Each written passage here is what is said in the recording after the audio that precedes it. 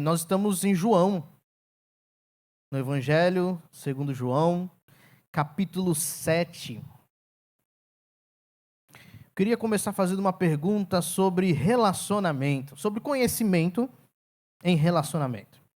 Vocês acham que precisam de quanto tempo morando debaixo do mesmo teto com alguém para conhecer quem é essa pessoa?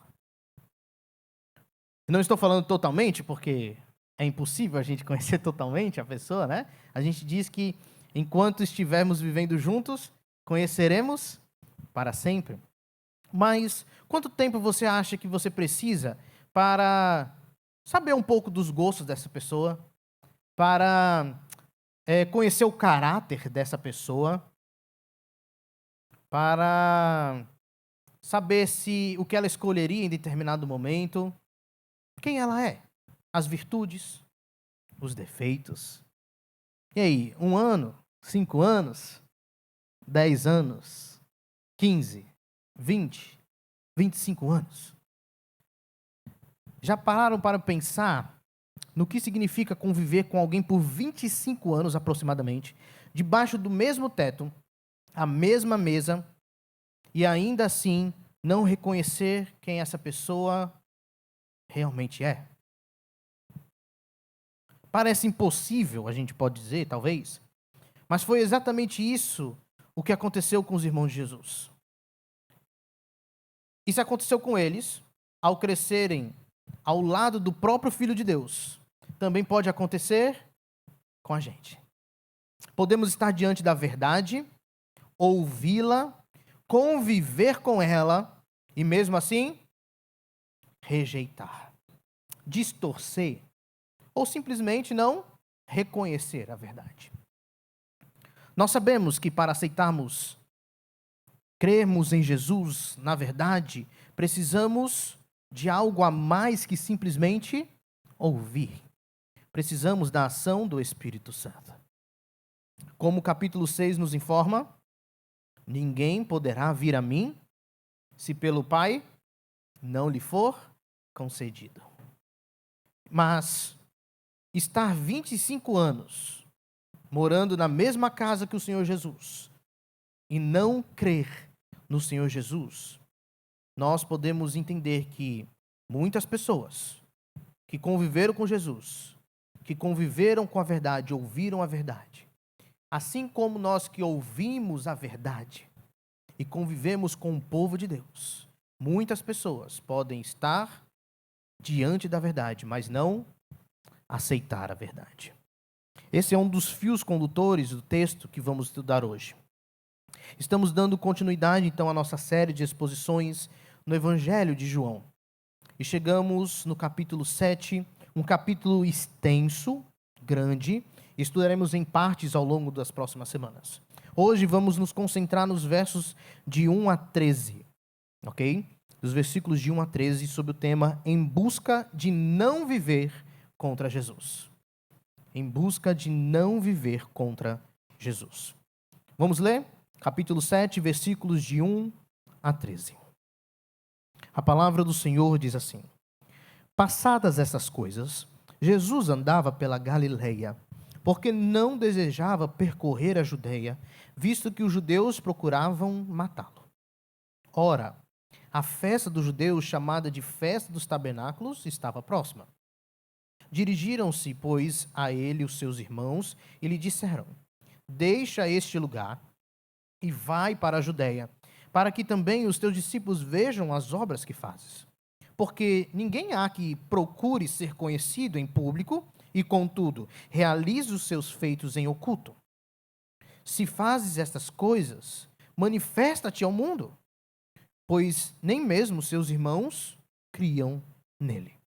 Disse-lhe, pois, Jesus: O meu tempo ainda não chegou, mas o vosso sempre está presente. Não pode o mundo odiar-vos, mas a mim me odeia, porque eu dou testemunho a seu respeito de que as suas obras são más. Subi vós outros à festa. Eu, por enquanto, não subo, porque o meu tempo ainda não está cumprido. Disse-lhe Jesus essas coisas e continuou na Galileia.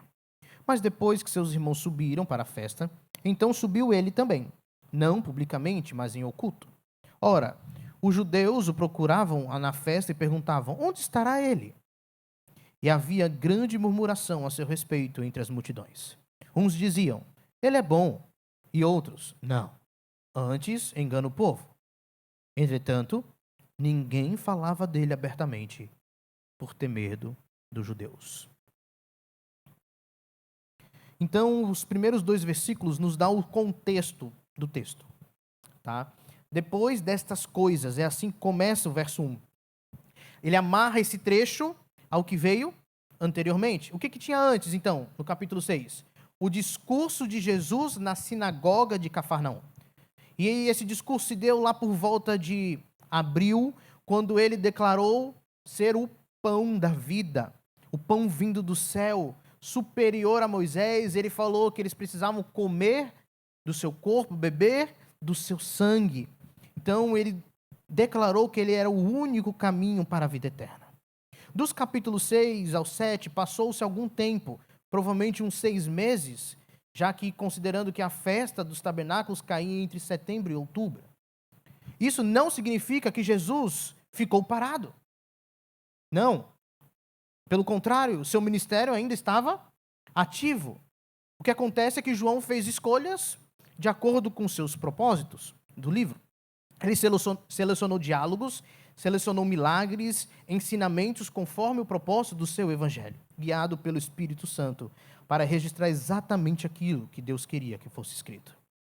Então, esse mesmo verso 1 fala para a gente que, passadas essas coisas, esses discursos, depois desse tempo, Jesus andava pela Galileia, porque não desejava percorrer a Judeia, visto que os judeus procuravam matá-lo. Jesus continua na Galileia, porque as autoridades religiosas da Judeia, chamada aqui de os judeus, a gente sabe que João chama às vezes judeus de judeus, né? Mas normalmente os judeus, que ele chama diretamente os judeus, são os religiosos, ok? As autoridades judaicas. Então, eles queriam matar Jesus. Vale lembrar que Galileia e Judeia tinham governantes diferentes. Herodes Antipas na Galileia, Pôncio Pilatos na Judeia. Por que isso é importante? Porque quem enfrentava perseguição numa região conseguia certo alívio na outra região, porque eram governantes diferentes. Jesus, então, ficou na Galileia. Aí muitos podem pensar, Jesus está com medo. Não, Jesus não estava com medo. Jesus continuou ali porque sua hora ainda não havia chegado. Não fazia sentido para Jesus apressar uma morte que ele sabia que iria acontecer, que seria inevitável. Havia um tempo certo para todas as coisas, e o tempo ainda não era aquele. No verso 2 surge o cenário que vai sustentar então o restante do capítulo, que é a festa dos tabernáculos. Conforme o verso 11, teve início dias depois disso. E a gente sabe que essa festa é descrita lá em Levíticos capítulo 23. Nós não vamos ler, mas se você quiser depois, Levíticos 23, do 33 ao 43. Então, essa celebração dos tabernáculos, da festa dos tabernáculos, era uma das 3 grandes festas judaicas.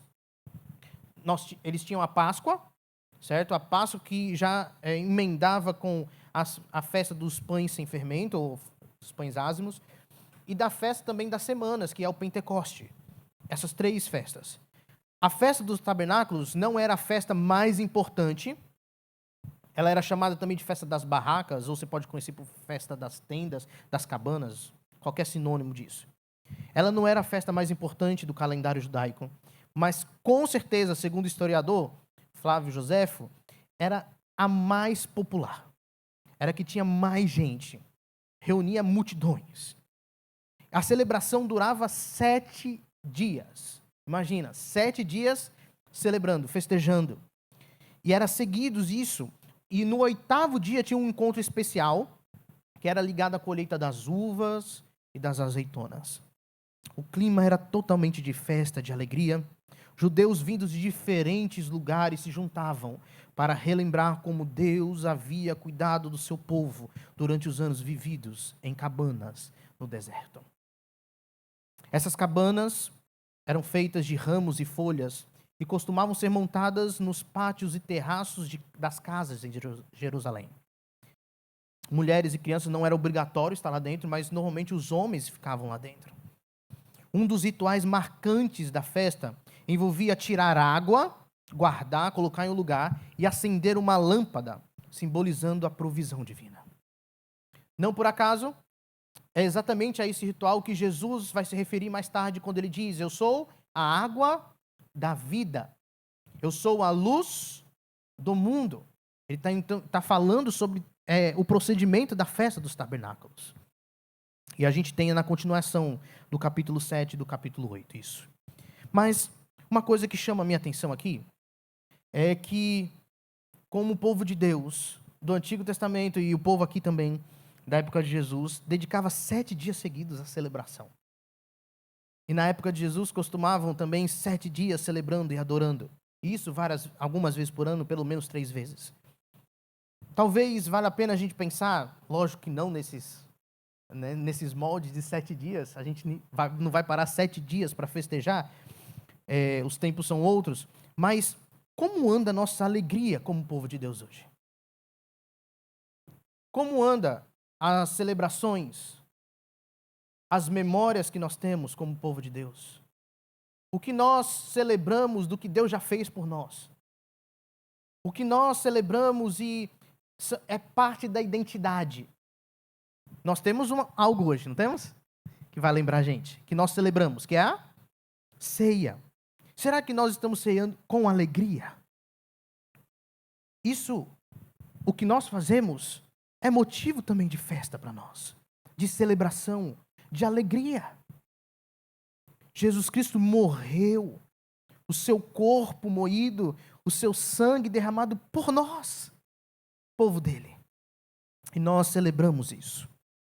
Mas no verso 1, o texto deixa claro que as autoridades religiosas da Judeia queriam matar Jesus. O verso 7 vai além.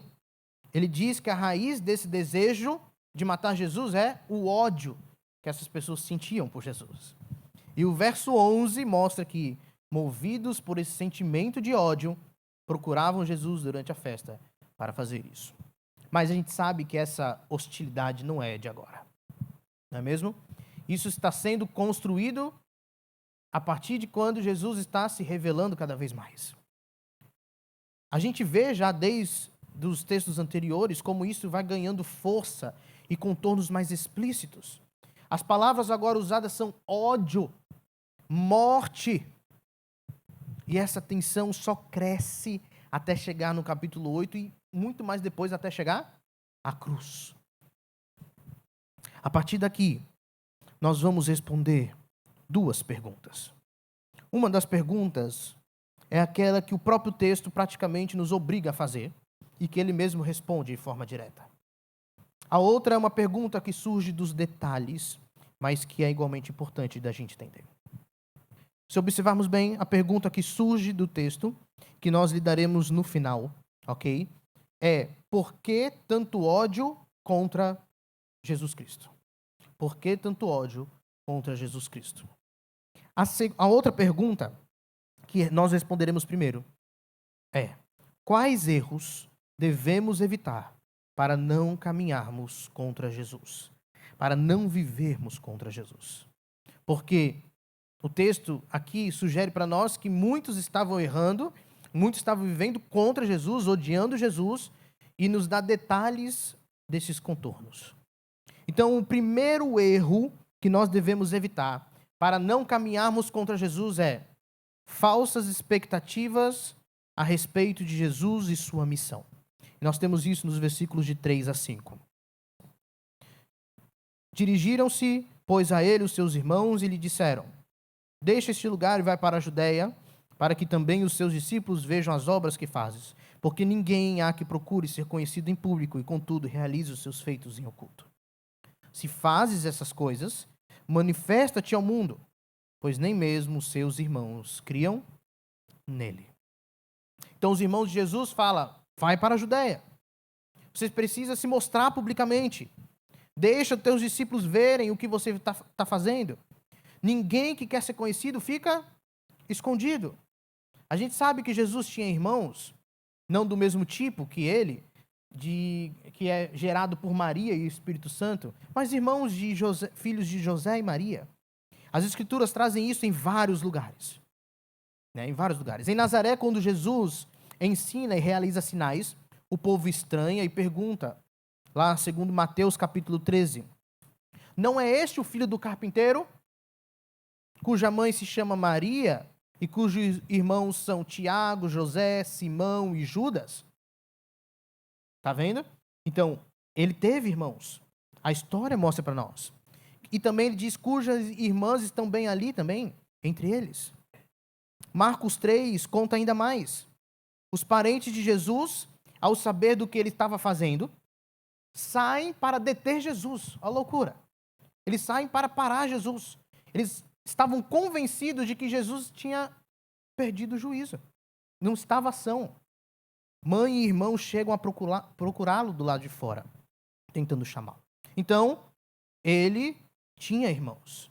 E é esse mesmo cenário que João está tratando quando diz que seus irmãos não criam nele. Seus irmãos não criam nele. A gente sabe depois que existiu uma virada, né? Atos 1:14, a gente já vê, por exemplo, os irmãos à mesa e na oração com os discípulos e Maria.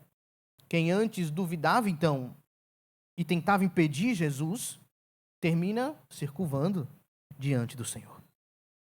Mas, voltando aqui para a cena de João 7, os irmãos fizeram um pedido. Se Jesus queria mesmo levar o seu projeto adiante, ele precisava aparecer.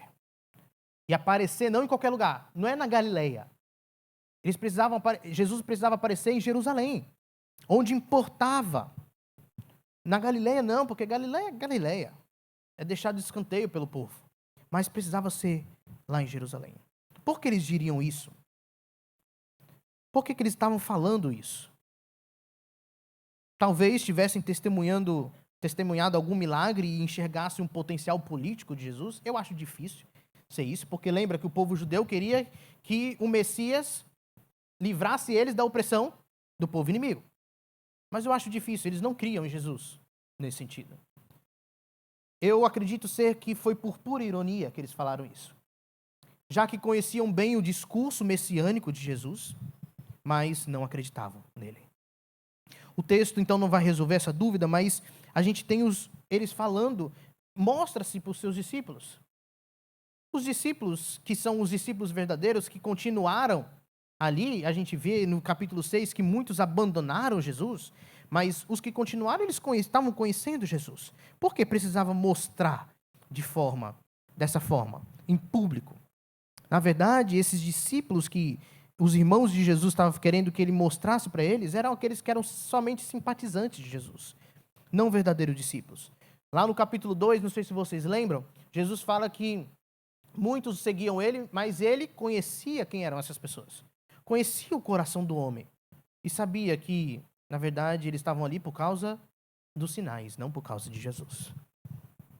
Mas esse jeito de ver Jesus como ferramenta para um projeto pessoal, político ou de autopromoção não é exclusividade dos irmãos de Jesus. Aparece repetidas vezes nos evangelhos, sempre na boca de quem era contra Jesus. É exatamente esse tipo de expectativa torta que alimenta rivalidade, deboche e ódio. Quando nós cremos errado, nós geramos uma expectativa falsa sobre aquela crença da realidade. E isso nos leva a pensarmos sobre a missão de forma equivocada, nos empurrando para agir contra a missão de Jesus. Então, perceba um padrão de quem é contra Jesus aqui. O padrão é, eles criam de forma errada sobre quem é Jesus. Logo, criavam uma expectativa errada do que Jesus iria fazer. E a partir disso, eles começavam a nutrir esse ódio porque Jesus estava indo contra aquela expectativa que eles estavam criando. E ao ver que Jesus estava agindo contra, eles começaram a caminhar contra Jesus. E aqui cabe um pensamento. Os irmãos de Jesus dividiram casa com ele por 25 anos, aproximadamente, como nós vimos. E naquela casa não vivia apenas um carpinteiro de Nazaré. Vivia o próprio Deus. Dia após dia, por mais de 2 décadas, Jesus vivendo a vida comum. Diante, então, do santo, santo, santo de Isaías, capítulo 6, qual foi a resposta desses irmãos? Rejeição. Simplesmente não conseguiram enxergar o Messias, o próprio Deus. Mas uma aplicação que nós podemos tirar para nós aqui, um ensinamento importante é que, como a gente viu, existem fatores espirituais que precisam entrar em ação para reconhecermos Jesus pelo que ele é. Mas o episódio também revela algo sobre santidade, sobre fidelidade. Que a fidelidade é cotidiana, é no ordinário. Jesus errou em alguma coisa? Não. Jesus não errou, não é mesmo? Jesus pecou em algo? Não. Jesus em algum momento foi infiel? Não. Isso, e apenas com quantos anos Jesus começou o seu ministério? 30. O que ele fez antes disso? Foi fiel naquilo que ele tinha para fazer do dia a dia. Não depende de grandes feitos ou de uma vida fora do comum para se manifestar a santidade. Ela aparece no dia a dia mais simples, na nossa rotina. Não é à toa que Jesus não se destacava aos olhos dos irmãos. Os milagres e o ministério público começam depois do batismo. Isso deveria nos consolar, mas também nos motivar. Não precisamos de uma vida extraordinária para provar que somos parecidos com Jesus. Se você, por exemplo, é mãe ou pai e sente que os filhos pequenos consomem o tempo que gostaria de dar à leitura bíblica, todo o tempo que você queria dar à leitura bíblica, à oração, ao ministério da igreja, não carrega essa culpa como se estivesse devendo enquanto cristã. Você sim vai fazer a leitura bíblica, a oração, ao ministério da igreja, ao serviço, mas às vezes a gente queria mais, queria ter mais tempo para isso. Mas não tem culpa se você estiver ali na sua rotina, vivendo a santidade. A santidade se manifesta justamente ali na rotina comum. No seu trabalho, seja você professora, médica, mecânico, funcionário de escritório que tem empresa, fazer o que é certo, com a motivação certa e com excelência. Isso é santidade. Isso é santidade. Você foi separado por Deus para viver aonde Ele te colocou para viver. E o honra ao fazer isso. Seguir a Cristo não exige heroísmo espiritual, exige fidelidade e busca constante a Ele, vividas no meio das coisas mais simples que nós temos do cotidiano. Então, meus irmãos, isso deve nos levar, nos dar força para seguirmos naquilo que nós temos para fazer. Outra também aplicação, assim como os irmãos de Jesus tentaram encaixá-lo em uma agenda própria, também nós corremos o risco de moldar Jesus à nossa imagem, esperando que Ele valide os nossos projetos e não que nós nos submetamos ao projeto dele. Examine as suas orações, examine os seus pedidos, os seus desejos. Como você tem buscado Jesus? Será que nós temos buscado Jesus como Ele realmente é? Revelado nas Escrituras? Ou será que, às vezes, nós tentamos usá-lo como ferramenta para os nossos próprios planos? Então, reconhecer o verdadeiro Messias exige que abandonemos as falsas expectativas que podemos ter criado sobre quem gostaríamos que Ele fosse, para resolver os nossos problemas. E é o que nós vemos hoje, né? Muitos utilizam o nome de Jesus, se apropriam de seus feitos para manipular pessoas, para tentar conseguir o que quer, a partir de falsas expectativas sobre quem Ele é e o que Ele vai fazer. Mas nós devemos lembrar que nós devemos ter cuidado, para que não criemos falsas expectativas a respeito de Jesus e sua missão. E nós nos concentremos que tudo que foi revelado sobre Jesus Cristo está na sua palavra. quer ter uma expectativa correta sobre Jesus e o que ele vai fazer? Leia a palavra. Como que você pode viver a vida à semelhança de Jesus? Leia a palavra. Quais erros devemos evitar para não caminharmos contra Jesus? Primeiro, falsas expectativas a respeito de Jesus e sua missão. Segundo, uma agenda moldada pela própria vontade, não pela de Deus. Então, diante da sugestão dos irmãos, Jesus vai responder: o meu tempo ainda não chegou, mas para vós qualquer tempo é oportuno. A frase é quase igual, quase idêntica àquela que ele usou com sua mãe no casamento, né, que ele transformou a água em vinho. Mas é a mesma ideia que nós temos os dois. Né? A frase está querendo mostrar sobre o plano redentor dele, a concretização disso na cruz, na morte. Então, o pano de fundo continua sendo essa morte aqui dele. Dizer que o seu tempo ainda não chegou é dizer, na prática, que ele não vai apressar a sua própria morte. E o que significa essa segunda parte? Quando ele diz, para vós qualquer tempo é oportuno. Quando ele fala isso para os irmãos. A expressão aqui está mostrando um pouco sobre o que Eclesiastes capítulo 3, versículo 1 diz. Tudo tem seu tempo determinado, e há tempo para todo propósito debaixo do céu. Eles acreditavam nisso, que Deus governava soberanamente a vida do povo, e essa soberania deveria moldar a agenda de cada um. Então, quando Jesus fala que a sua hora ainda não chegou, ele está deixando claro que ele segue o tempo definido por Deus. Já ao dizer para os irmãos, qualquer tempo é oportuno, ele está mostrando que aqueles irmãos não agiam dentro da agenda de Deus, do plano de Deus. Eles agiam por conta própria. Não que Deus não controlasse a vida, não é isso.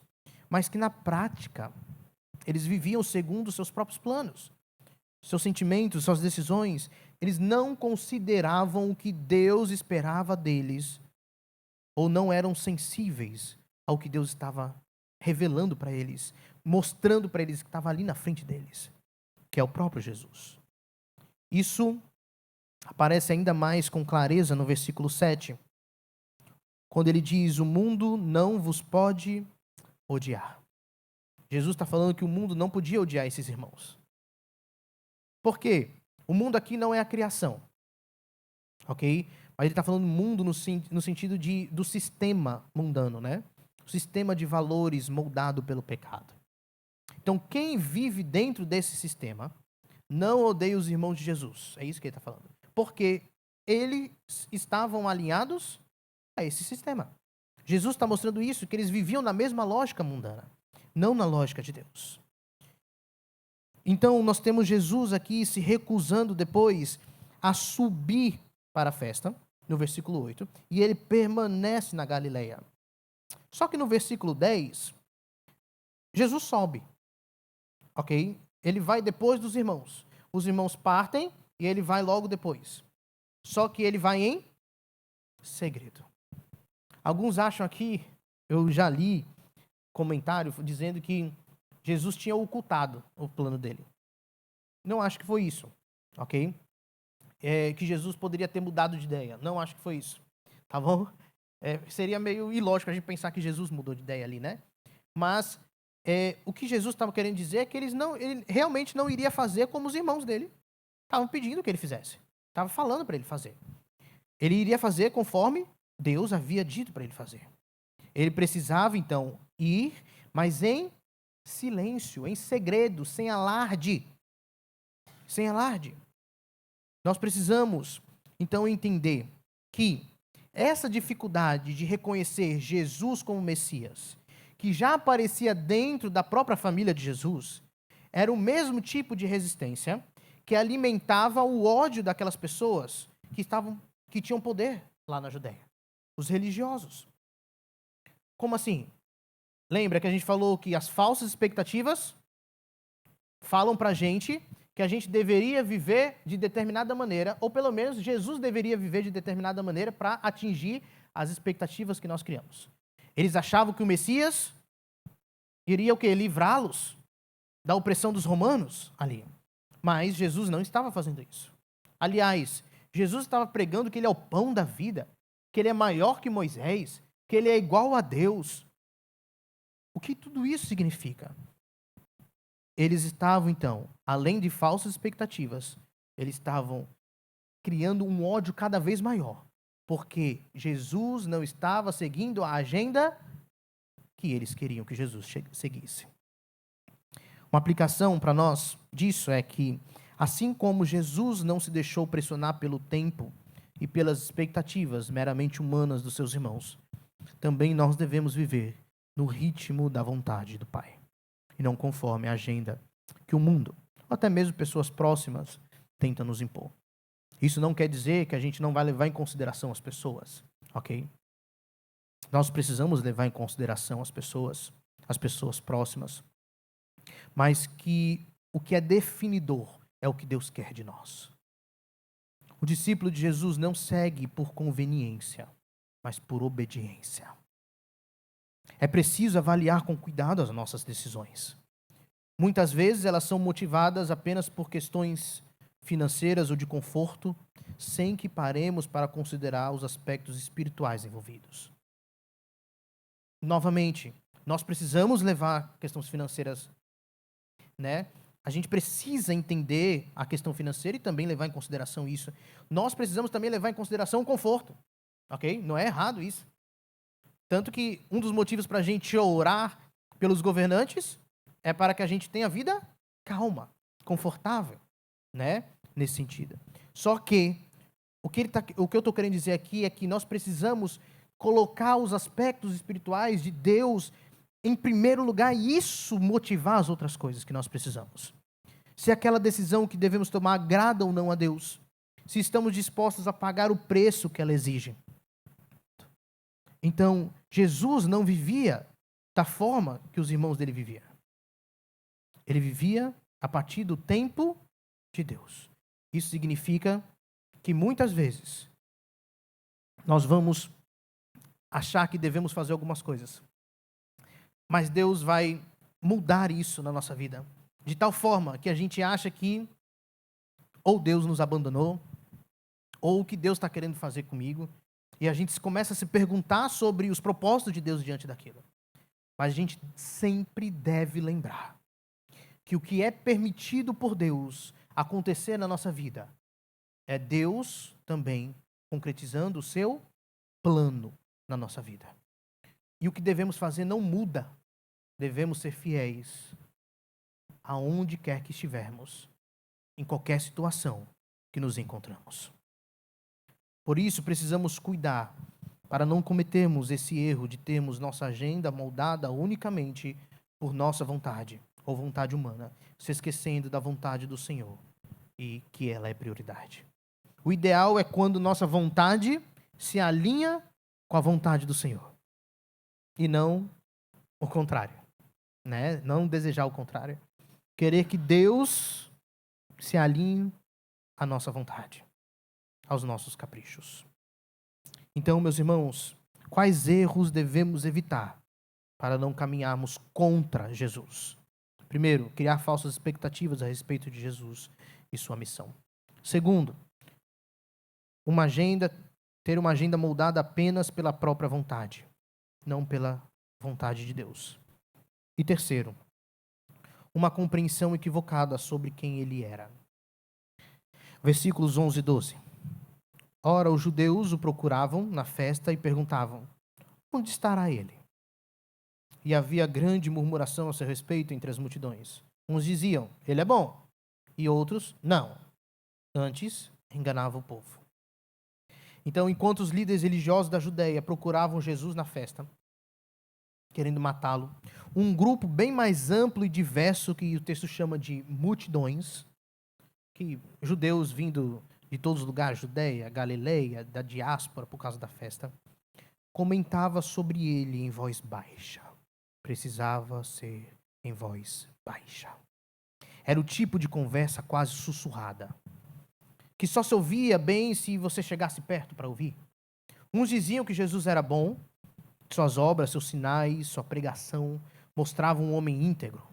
Outros discordavam completamente deles, falando que Jesus era um enganador, que que desviava o povo. É interessante isso porque a história, alguns escritos mostram, né?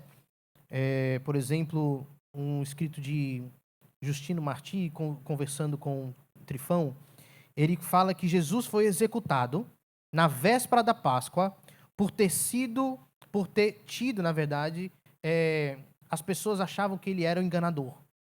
Praticava feitiçaria, olha isso que as pessoas achavam. Praticava feitiçaria e que ele desviava o povo de Israel da verdade. Era o pensamento que o pessoal tinha na época. Muitos tinham isso. Esse pensamento já rondava ali naquela época. Jesus é enganador. É impressionante como toda a trajetória de Jesus foi atravessada por interpretações totalmente diferentes sobre quem ele era. O próprio Jesus chegou a perguntar aos discípulos o que o povo estava dizendo dele. Não é mesmo? E o que os discípulos responderam? Uns dizem Jeremias, João Batista, Elias, ou alguns dos profetas. No fim do capítulo 6, a gente tem o quê? Muitos abandonam Jesus. Abandonam Jesus por quê? Exatamente porque eles erraram na noção do que eles tinham de quem Jesus era. Eles acharam uma coisa, e quando ouviram Jesus dizer algumas verdades sobre ele ser o pão da vida, ser superior a Moisés, ser igual a Deus, que precisava comer do seu corpo, beber do seu sangue, eles falaram, o que o texto fala, capítulo 6? Isso é duro demais para mim. As pessoas achavam isso um absurdo. Então eles tiveram um real entendimento de quem Jesus era ali naquele momento. Esse Jesus eu não quero. Muitos seguiam a Jesus, outros deixaram de seguir. Isso continua sendo decisivo até nós hoje. Para nós hoje. Quem ele é determina como nós vamos agir. Se nós vamos segui-lo e como vamos segui-lo. Ou se nós daremos a costa para Jesus. Então, nós não podemos ter uma compreensão equivocada sobre quem ele é. A multidão tinha opiniões sobre Jesus. Para alguns ele era bom, para outros o enganador. Ainda assim, o que Jesus fez? Permaneceu firme na missão que o Pai lhe confiara. Isso serve para nós. Isso não significa que toda discordância das pessoas ao nosso redor seja automaticamente uma comprovação de que estamos certos. Não é isso. Mas, quando nós estamos alinhados com a vontade de Deus, obedecendo a Ele, buscando a Ele, sendo um bom discípulo, e mesmo assim as pessoas se opõem a nós, criticam e discordam, nós devemos lembrar o quê? Nem Jesus agradou a todos. Na verdade, por ser quem Ele era e revelar quem as pessoas são, desagradar era uma questão de tempo para Jesus em relação às pessoas. Isso acontece quando educamos, às vezes, nossos filhos no caminho do Senhor. E algum parente ou amigo próximo diz que estamos errados por causa disso. Quando tratamos nossa esposa com amor e entrega, e alguém nos chama de fraco por isso. Quando uma mulher vive a submissão bíblica ao marido com respeito e cuidado, e é chamada de não empoderada ou sem personalidade. Muitas das nossas atitudes, quando estão alinhadas a Deus, simplesmente não serão compreendidas por um mundo que não conhece a Deus. E isso só mudaria. E olhe lá. Porque às vezes demora um tempo ainda para o crente, entender as coisas. Nós estamos entendendo as coisas. Isso mudaria se as pessoas também crescem no Senhor Jesus. O cristão, então, deve buscar agradar a Deus acima de agradar aos homens. Ainda que isso custe incompreensão e rejeição das pessoas. E diante da murmuração e da opinião dividida, o que nós devemos fazer? Permanecer firmes na missão, naquilo que Deus confiou a gente para fazer. Nosso trabalho, nossa família, tudo aquilo que nós temos fielmente. Assim como Jesus, então, foi alvo de opiniões divergentes, nós também, às vezes, seremos avaliados de forma diferente por pessoas diferentes, mesmo fazendo o que é certo diante de Deus. Aqui um conselho é: não gaste suas energias tentando controlar a narrativa que fazem sobre você. Nem se desespere diante da murmuração das pessoas. Mantenha os olhos na missão que Deus lhe confiou, na fidelidade ao Senhor. E deixe que o testemunho da sua vida, ao longo do tempo, responda por você em relação a isso. Nós precisamos permanecer firmes naquilo que devemos fazer quando se tem oposição, como Jesus fez. Quais erros devemos evitar para não caminharmos contra Jesus? Primeiro, criar falsas expectativas a respeito de Jesus e sua missão. Segundo, ter uma agenda moldada apenas pela nossa própria vontade, não pela vontade de Deus. Terceiro, uma compreensão equivocada sobre quem ele era. E o quarto e último erro que devemos evitar: um ambiente de medo e silêncio. Estar num ambiente de medo e silêncio. Olha o que o versículo 13 nos mostra. Todavia, ninguém falava dele abertamente por medo das autoridades religiosas, autoridades judaicas. Dá para sentir a tensão ali, um monte de sussurro na multidão, falando sobre quem Jesus era, mas não podendo falar abertamente por causa do medo e da opressão. Os líderes religiosos tinham tanto controle sobre o que se pensava e dizia, que as pessoas preferiram guardar suas opiniões sobre Jesus só para si, ou, no máximo, compartilhar em segredo com quem confiasse. O risco de perseguição e punição era real demais para arriscar uma opinião em voz alta. E esse ambiente de censura, de medo, fez a rejeição a Cristo crescer ainda mais. Era praticamente impossível ensinar sobre Jesus com liberdade. Sempre teria alguém que viria e murmurava, e reclamava, iria contra. Fica evidente nesse episódio o poder que a pressão externa tem de moldar comportamentos e opiniões, levando muitos a se calarem diante da verdade. Muitos. Muitos não falavam por medo do que iria ser repreendido. Então, a gente sabe que essa combinação não é exclusividade daquele momento histórico. Sempre que uma verdade distorcida, uma visão de mundo que é contrária à palavra de Deus e uma pressão social se juntam, o resultado tende a ser trágico. Foi o que aconteceu com Jesus. Terminou crucificado pelos romanos. Repetiu-se com os primeiros cristãos acusados de ameaçar a ordem pública e mortos de formas brutais, queimados, enforcados, decapitados, crucificado para baixo. Muitas outras coisas. Muitas outras coisas. E nós temos também prova de que até mesmo pessoas em nome de Deus, e a gente tem que falar isso mesmo, entre aspas, em nome de Deus, porque não é. Muitas pessoas oprimiram também povos para fazerem o que queriam. Nós sabemos, então, que não é preciso ir longe para comprovar essas verdades, essas opressões que muitos têm. Basta a gente abrir as redes sociais. Vocês estão acompanhando as tragédias na África, né? De mortes de religiosos, de crentes, muitas mortes, e também censura em toda parte do mundo. Nós devemos entender que existe sim um ambiente de medo e silêncio, mas no que depender de nós, nós devemos estar sempre abertos a falarmos a verdade do Senhor. Não temos medo, não sermos apenas silenciosos. Devemos ser silenciosos quando devemos ser, às vezes, né? Jesus foi silencioso. Ele subiu para a festa de forma silenciosa. Mas a verdade nós devemos defender.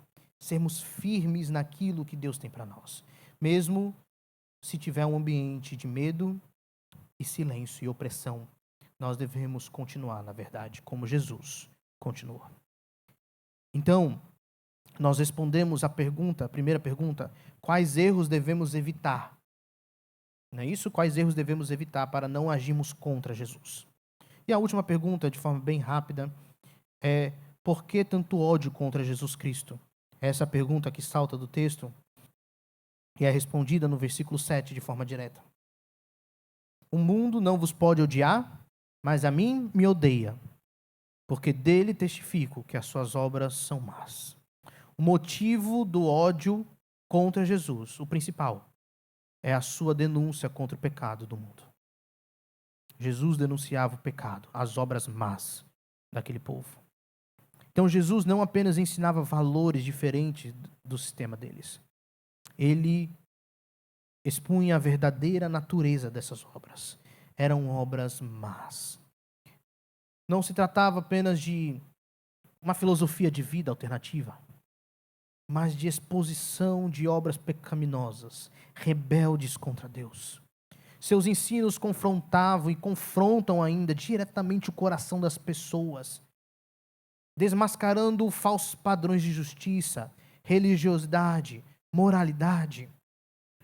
Então, por trás das máscaras de cultura, política, religião, liberdade humana, o que está revelado ali e o que Jesus revela é um coração pecaminoso, rebelde contra o Criador.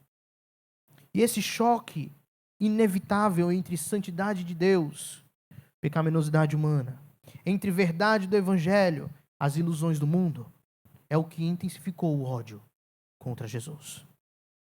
Isso nos leva a uma pergunta que precisamos fazer sobre nós mesmos. O que o mundo tem visto em nós? Nós somos a imagem de Cristo, não é isso? Nós estamos sendo refeitos conforme a imagem de Jesus Cristo. A imagem de Cristo, então, nós somos essa imagem de Cristo que confronta o mundo, ou uma semelhança tão grande com o mundo que acaba pacificando as relações, tornando tudo confortável demais, misturado demais, amistoso demais. Como se todo mundo ao nosso redor também fosse cristão. Como se viver a semelhança com Cristo não fosse tão diferente do que viver nos padrões dos que não creem em Cristo. Como o mundo nos enxerga. Então nós temos uma aplicação. Não espere a aceitação do mundo. Se você é crente em Jesus Cristo, não espere ser aceito pelo mundo. O mundo que rejeitou a Cristo também rejeitará os seus seguidores. João capítulo 15 fala abertamente sobre isso. Que o mundo vos odeia porque odeia Jesus. Não estou dizendo que necessariamente todos vão zombar de você, buscar a sua morte, vão odiar você nesse sentido. Mas há rejeições que se manifestam de outras formas. Pessoas que inventam coisas a nosso respeito, que prejudicam você no trabalho, que não veem você como alguém bom, que falam mal pelas costas da gente. O cristão precisa estar preparado para oposição, para críticas e até ódio por causa da fidelidade de Jesus. O estranho não é ser odiado por causa de Jesus. O estranho seria o mundo amar você, todo mundo, mesmo sabendo que você se parece com Jesus. Isso não é um convite para sermos inconvenientes, arrogantes ou agressivos com quem não crê. Longe disso. Isso não seria parecer com Jesus, não é mesmo? Mas se você é um cristão sério, que ama a Deus, que busca fazer a sua vontade, vontade de Deus, que vive em fidelidade ao Senhor, e ainda assim é rejeitado, criticado ou visto com desconfiança, não estranhe isso. Lembre-se do que Jesus viveu, de quem é Jesus, e se mantenha firme.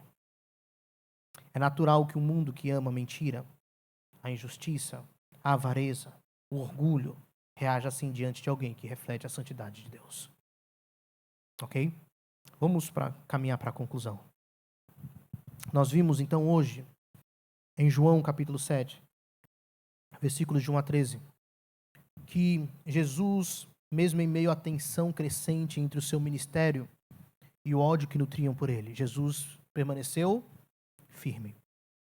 E esse ódio que nutriam por ele, um ódio que se alimentava de expectativas distorcidas sobre sua missão, de uma vida moldada apenas pela agenda das próprias pessoas em vez da agenda de Deus.